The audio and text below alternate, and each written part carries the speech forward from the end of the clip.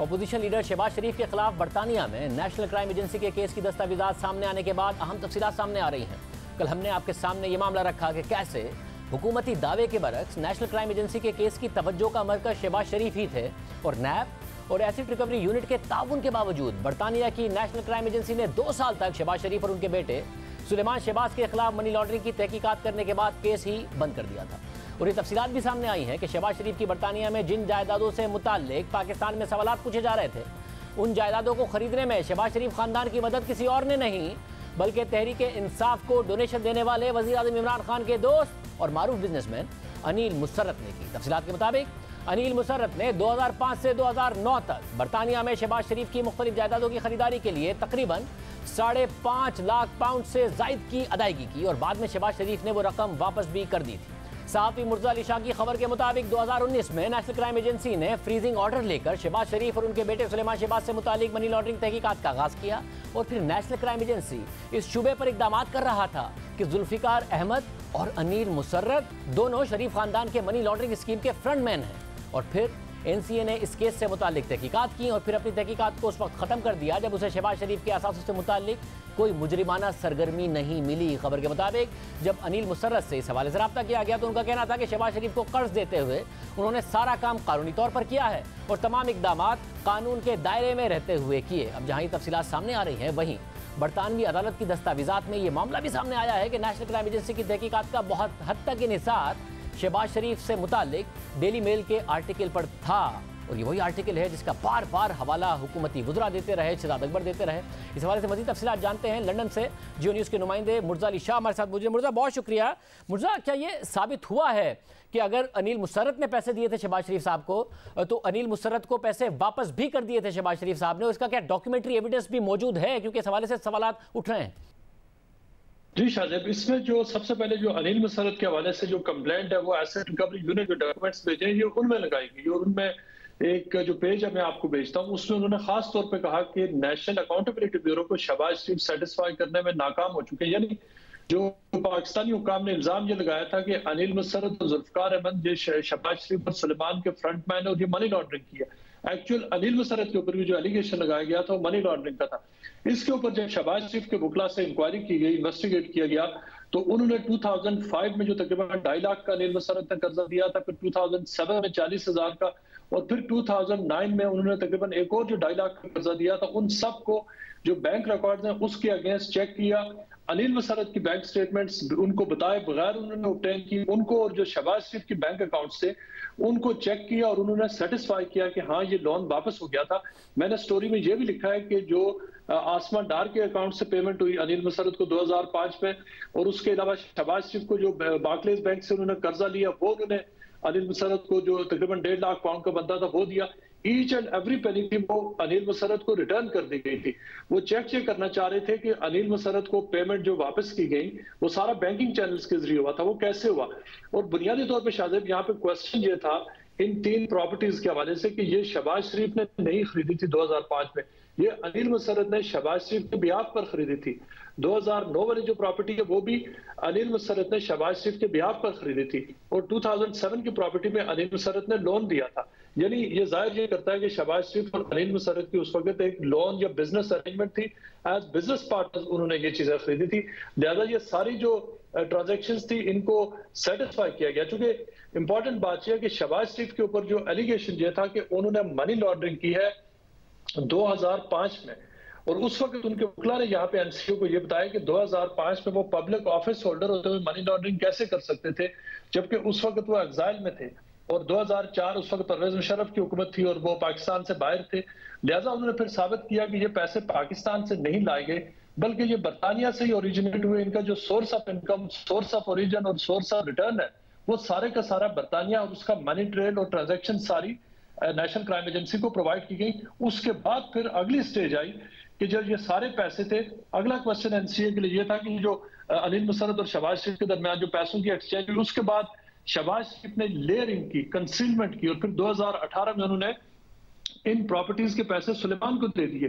लिहाजा जो money laundering का कानून है उसके जो बुनियादी एलिमेंट एक शिक ये है कि जो ब्लैक मनी होती है उसकी कंसीलमेंट होती है, लेयरिंग होती है और प्लेसमेंट होती है, और किसी कोई बेनिफिशियरी होता है। यहाँ पे शहबाज शरीफ और सुलेमान बेनिफिशियरीज डिक्लेयर किए थे एनसीए ने वेस्टमिंस्टर मजिस्ट्रेट कोर्ट में कि मनी लॉन्ड्रिंग स्कीम के जो सेंट्रल कैरेक्टर ये दोनों हैं और इनके जो फ्रंटमैन है वो जुल्फकार अहमद और अनिल मसरत है, जिनके जरिए से उन्होंने बरतानिया में जो पाकिस्तान का लूटा हुआ पैसा है उसको लॉन्डर किया।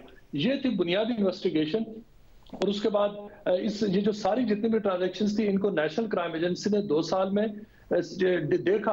और उसके साथ साथ इंपॉर्टेंटली शाहज़ाद जो पाकिस्तान से जितने भी डॉक्यूमेंट्स आए हुए थे नेशनल क्राइम एजेंसी के पास, वो सारे उन्होंने फिर चेक किए कि क्या वो जो मंजूर पापड़ वाला और जो दूसरे जो डिफरेंट एलिगेशन है, क्या पाकिस्तान का कहीं पैसा तो यहाँ पर इस्तेमाल नहीं हुआ। चूंकि इंक्वायरी ये थी कि ये रिकवरेबल प्रॉपर्टी, एनसीए ने ये कहा था कि हमने इस प्रॉपर्टी को रिकवर करना है। किसके लिए?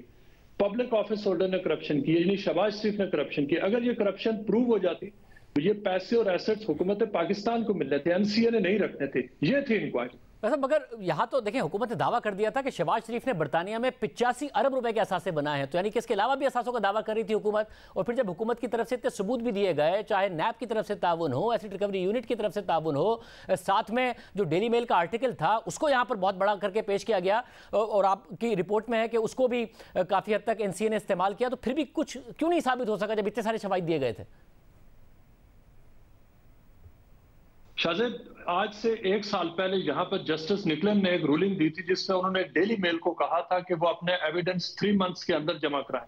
आज 1 साल हो चुका है और डेविड रोज ने आज तक एविडेंस सबमिट नहीं कराया। उन्होंने ये कहा कि कोविड था, ट्रैवल रिस्ट्रिक्शंस थी, अभी उनको इस महीने की डेडलाइन है जिसमें उन्होंने एविडेंस सबमिट कराना है, वो अभी तक जमा नहीं करा सके। ये जितने भी पेपर्स हैं, खासतौर पर जो आपने देखा आपके पास पेपर्स हैं कि नेशनल क्राइम एजेंसी ने रिलाई किया मुकम्मल तौर पर जो डेविड रोज का जो आर्टिकल था उसके ऊपर, मुख्तलिफ पाकिस्तानी अखबारों के आर्टिकल्स के ऊपर, और फिर जो नैब का पूरा रेफरेंस एफआईआर की वो सारी चीजें एसेट रिकवरी यूनिट ने दी, उन सब चीजों का यहाँ फोरेंसिक इन्वेस्टिगेशन हुई।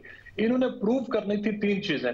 क्या शहबाज शरीफ ने पब्लिक ऑफिस होल्डर होते हुए क्रिमिनल कंडक्ट किया, फ्रॉड किया, अपने वीजा एप्लीकेशन में झूठ बोला है, और उन्होंने ये फ्लैट्स कैसे खरीदे, सुलेमान के पास पैसे कैसे आए। बुनियादी तौर पे उनका एलिगेशन ये कि आपने जो तकरीबन 75 पेजेस का जो एफआईआर है, बुनियादी जो चार्ज है एनसीए का, उसमें तकरीबन 35 जो पैराग्राफ्स है वो शहबाज शरीफ के मुताबिक है। उसमें कहीं पर आपने नहीं देखा कि एनसीए ने कहा होगा कि ये यूके में ये करप्शन है। उनने कहा कि ये corruption criminal conduct in Pakistan है, और ये जो एसेट्स हम फ्रीज कर रहे हैं इनका ओरिजिन, क्रिमिनल ओरिजिन इनका पाकिस्तान है, और उसकी बुनियाद थी जो पाकिस्तान की तरफ से शवाहिद फराहम किए गए थे। इन दी एंड इन्वेस्टिगेशन में चाहे वो जो डेविड रोज ने इल्जाम लगाए थे या जो नैब ने लगाए गए, वो सारे यहाँ पर बरतानवी कानून के तहत वो करप्शन साबित नहीं हो सकी है। और फिर जब नेशनल क्राइम एजेंसी को करप्शन साबित है, चूंकि देखिए नेशनल क्राइम एजेंसी ने कहा था कि हमने 2 मैंडेट चाहिए, हमने प्रूफ या डिसप्रूव करना है, criminal conduct, corruption, fraud, concealment और जो करप्शन। एंड पे उनको जब ये चीजें प्रूव नहीं हो सकी, जो उन्होंने अपनी जो एनसीए की जो अपना उनका केस है उसमें लिखा हुआ है, एंड पे वो जब डिसप्रूव हुई तो उन्होंने ये asset freezing order set aside कर दिए, और इनके सारे जो एसेट्स है वो जो शहबाज शरीफ और सुलेमान को उनको रिटर्न कर दिया, और अपनी इन्वेस्टिगेशन उन्होंने खत्म कर दी।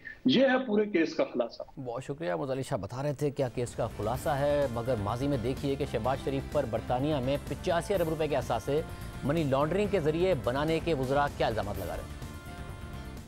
अब तक जो नैब ने अदालत में तफसीलात पेश की हैं, 85 अरब रुपए से ज़्यादा के असासे शहबाज शरीफ और उनकी फैमिली के हैं यूके में।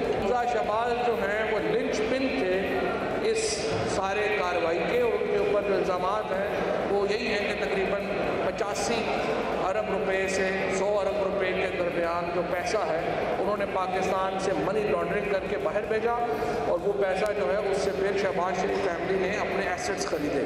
कि 85 अरब रुपए की जो जायदाद है जो शहबाज शरीफ साहब की और उनके फैमिली की है बाहर। फिर हमने उस वक्त भी मुशीर एहतसाब शहजाद अकबर से पूछा कि 85 अरब रुपए का नंबर कहाँ से आया है, तो उन्होंने कहा कि उनके असासे 85 अरब रुपए से भी ज़्यादा के हैं। बहुत संगीन इल्ज़ाम है, 85 से 100 अरब रुपए का, जाहिर है बहुत बड़ा अमाउंट है। अगर इन्होंने किया तो सारा पैसा वापस भी है, इन्हें पकड़ा भी जाए। मगर ये नंबर आया कहां से है एग्जैक्टली? नैब ने बताया है, आपने नैब को बताया है, क्या हुआ है? बिल्कुल, ये 85 अरब से ज़ायद के ही हैं, लेकिन ये जो मनी लॉन्ड्रिंग है इसमें कुछ अमाउंट वो है, और फिर जो मनी लॉन्ड्रिंग के एवज़ आप असासे बनाए जाते हैं, क्योंकि इस केस के अंदर जो इल्ज़ाम है वो ये है कि जो असासे बनाए गए उस लॉन्ड्रेड मनी से बनाए गए, जो जिसकी वो सीड मनी थी। तो इसके बाद अगर ये साबित हो जाता है कि ये मनी लॉन्ड्रिंग थी, इलीगल पैसा था, इल गॉटन मनी थी, तो जो भी एसेट उसके नतीजे में बनाया गया वो भी तस्वर किया जाएगा कि वो प्रोसीड ऑफ क्राइम है, यानी कि किसी जुर्म के नतीजे में बनाई गई है। तो अगर आप उसमें शरीफ या शहबाज शरीफ फैमिली के एसेट्स देखें तो उनकी तो कीमत 85 अरब से काफ़ी ज़्यादा है। बरतानिया में शहबाज शरीफ को क्लीन चिट मिल गई है और हम शहजाद अकबर साहब को प्रोग्राम में बुलाने की दावत भेजते हैं तो वो जवाब ही नहीं देते हैं।